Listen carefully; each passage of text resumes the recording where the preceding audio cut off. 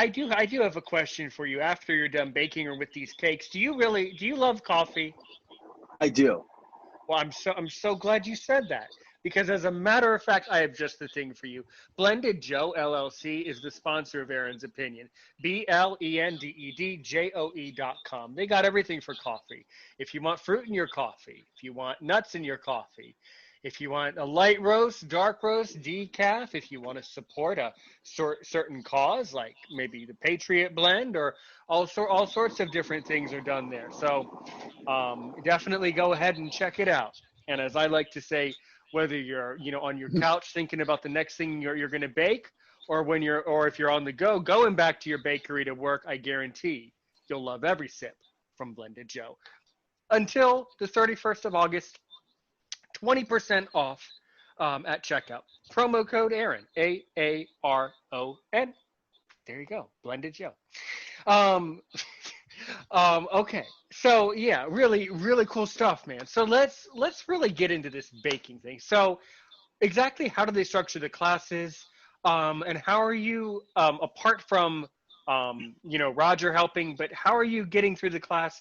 How do you basically approach baking from a blindness perspective? That's what blind people would want to know. Go ahead. So from the blind person, I have to write an essay on this. So from the blind person perspective, um, well, let me just talk about the program a little bit, about Long Beach City College and the program a little bit, and then I'll go into detail how I do things. So in our program here at the college, I'm not trying to be an advertisement person, but um, we there's two different programs. There's a culinary program and there's a baking program. And in the baking program, which is the one I'm in, you start with the serve safe class, which is basically a entry level to understanding the certification process of food handling and safety in the kitchen. So as far as temperatures and different things like that, and protocols that restaurants would have to take as far as being a manager of your own restaurant and establishment.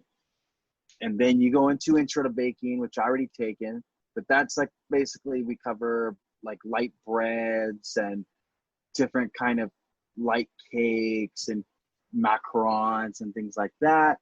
And then there's intermediate baking, and that's more heavy into cakes and different charlottes and all these other different types of pastry. And then there's what next semester what I'll be taking, which is advanced bakery. And that's actually where we actually get to work in the bakery as a student, and you get to learn how the bake shop works, how it operates, and you're running it for the community in Long Beach. So it's really cool about being able to get to experience that kind of environment, and I'm really looking forward to that. But as a blind person in the culinary program, since I'm like actually the first blind person they have, it was very they were kind of nervous at first because they were liability risk, all these things, because they had never experienced it. So they were really open to my suggestions on what would work for me and what would help me out, because this is new for them. So I had to label everything in the kitchen, from the different flours to different ingredients. And I have a talking scale that I got from Maxia's. Good place to buy stuff if you guys want to get some good accessible equipment. I recommend. I would use that to weigh out all of my ingredients. And I usually have a student aide in my class to help me out with the visuals. So if the professors, because we do a demo at the beginning of the class, and you'll start, mixing the ingredients or preparing ingredients, and we'll just stand around and watch them do it. And my aide will help me out and say, okay, he's doing this, he's doing that. And he'll show me hand over hand on how he's doing it. So I'll get the whole feel of, okay, this is how you're going to knead the dough. You're going to take your hands, cup them like this, so it's very cool that I get to experience this. And then so usually I'll get out all my dishes and stuff, and I'll prepare everything in the class. And my aide will just make sure, like if I need visual help, they'll help me with that. Like since Roger's my aide, he also needs that kind of stuff, like the visuals in the class. And also it's as a blind person being in this program, it has its setbacks, and sometimes there can be a lot of frustration, is the fact that I feel like all my sighted peers around me are doing better than me. I think it's a constant struggle where I have to realize that And I But remember Roger, but you had to tell me, apparently not though, or else it wouldn't have gone as well as it has. yeah, I mean, I was That's able to just a get it myth. right. I think you're doing fantastic. I think you're Yeah. doing fabulous. And I know, like, Roger had to tell me, like, Stuart, you got to realize, dude, there's other people that are really screwing up worse than you, and they have sight. Yeah, and So, yeah, and you can't see, you probably can't see the screw ups that they're making, and they aren't going to so admit in it to my you. mind, I think that, oh, well, I'm like doing like shit, and everyone else is doing like really good, and in reality, like, I'm doing pretty good, and yeah, I make mistakes, obviously, but I mean, there's some people that just, for the life of them, they should find a different field. I mean, just being honest, but yeah. But it's definitely a fun experience in that class. In most of the culinary classes, we go really fast paced. We're doing like 5 or 6 recipes a day at least, because the cake or pastry, it requires a lot of different steps and intricate steps. It's almost like chemistry. It's a lot of things that have to combine to make a certain element. And it can be stressful, but it's like doing math. It's like there's all these different steps to all these intricate problems, but once it all comes together, it's like a beautiful work of art. Definitely, it is an art form. Yeah, yeah. I love cheesecake. What's your favorite cheesecake to bake? uh just the basic New York style cheesecake is good. Or if you just take I like to take my when I do my cheesecakes, I like to just take some Oreos and butter and lightly mix it together, just Yeah. crush the Oreos out. That's the fun part. Then you make your cream cheese filling, and then you just spread it on top, and oh my god, it's so delicious. Cheesecake is You so know what simple to else? make once you learn You it. know what else is good too? You can make a pie with brownies and peanut butter, and you can have like a big peanut butter cup brownie as like a pie. Yeah, That is so good yeah, too. you can. It probably won't. The softness of it might be a little tricky though. So usually I just make a sweet dough, like a pastry dough. It almost tastes like a cookie, and it makes like a pie, like a tart dough, and oh man, it comes out really good. I'm actually gonna make one tonight, actually, as after we get off of here. So I'm actually looking forward to that. It's gonna taste really good. Mm-hmm. Yeah, so that's what I wonder. I mean, really, how many times do you have to how many times do you have to practice the recipe before you get it? Is it, 8 times, ten Oh, a lot. times, years, a lot of I can't even times? count. I mean, part of being in the industry that I'm in, it requires a lot of repetition, repetition, repetition, and also a lot of experimentation. Like, you got to try different things that you never thought would work, because that's the whole point of being in the industry. You got to figure out, like, okay, if I decide to melt white chocolate over this cake, will it taste good? Or maybe that didn't taste good, so let me try doing some Oreo drizzle on top. Maybe it might taste good on this cake. Oh, that didn't taste good. So you kind of have to really figure out what's going to work for you in the industry, and just be very experimental and be open to trying new things and be creative. That's where it can get very tricky, is trying to find what makes you. You know what I mean?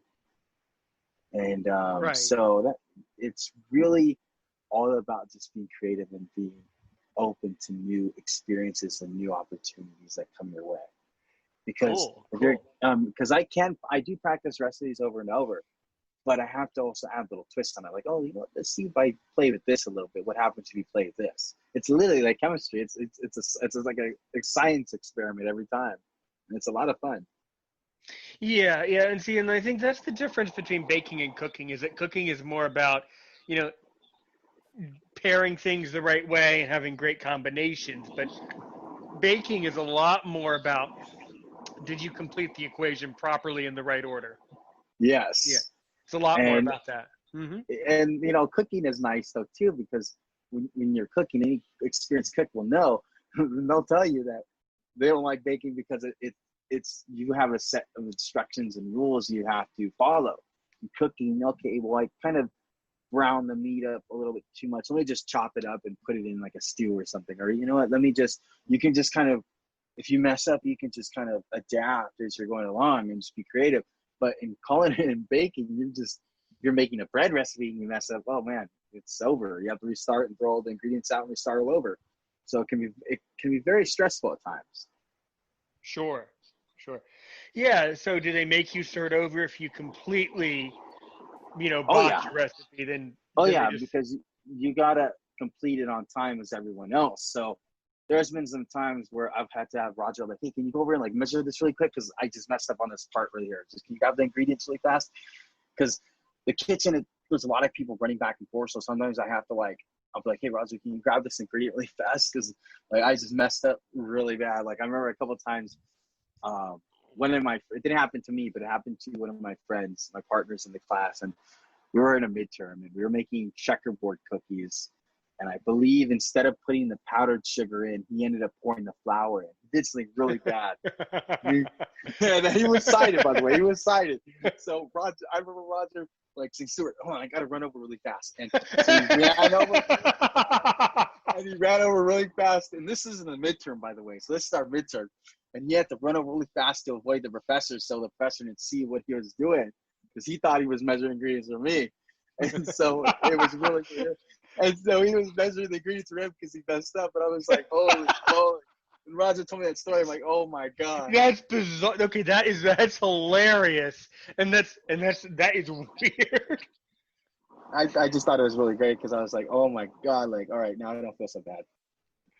Because I was like, wow. So Yeah, that's material. That's a strange one. Well, so what did that other kid get on the recipe? oh Did they fail? he ended up doing good. No, he ended up doing good because he managed to remake it really fast in time.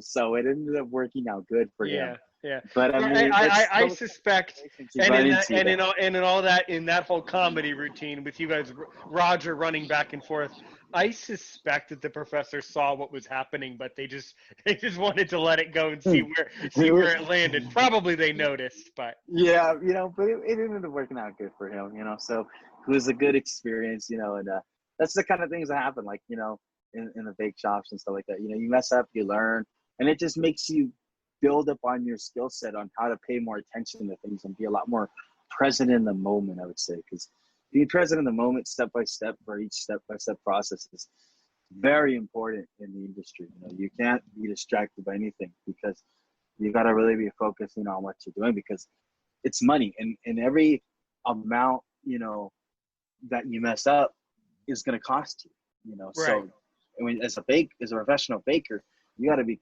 constantly making sure you're accurate with everything and make sure you have everything at your disposal because one thing goes wrong and that's it, you lost some money for the day. So it has to be on point.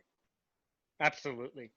So, what will happen? What is your dream in the end after you complete your classes, after you get your certificate? Are you going to start out by just simply working in someone else's bakery, or do you have plans to i'm, open your own? I'm probably going to work at someone else's bakery for now and then probably go for my social science, food and science degree at Long Beach City College. And hopefully from there, I can probably, so I got a couple of friends that work at Disneyland, and they were talking to me and they said, if you ever need a job, let us know. I'll put you in. I said, okay, well, when this coronavirus thing ends, because it's a little hectic right now, you know. But yeah, that's kind of the plan. I mean, I'm gonna finish my certificate by June of 2021, and then after that, I'm looking to going either to continue on for the food and science in that same fall of 2021, or just working for a little bit and getting my feet wet, or doing it part-time and doing school part-time. So we'll see what happens. I'm not sure yet as far as that Hmm. goes.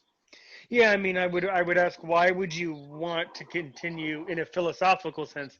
Why would you want to continue with more schooling when you could, get a great job in a bakery and just sort of go about your business as a baker? Well, the higher educated you are, the more doors it knocks down. If you have a master's in something versus having a certificate in something, it knocks down doors as far as employers' standards go. You know what I mean? If it's like, do I just want to get a little certificate in law, or do I want to go become a lawyer, and go for a higher amount of pay, which leads me to six figures or more, you know? So you got to think of it that way too, is that the more higher educated you are and the more schooling you have, the more opportunities could be open for you Right. in that sense too. Sure, good. So, but I mean, then do you think you would always be a baker, like always do that job, or do you see yourself doing other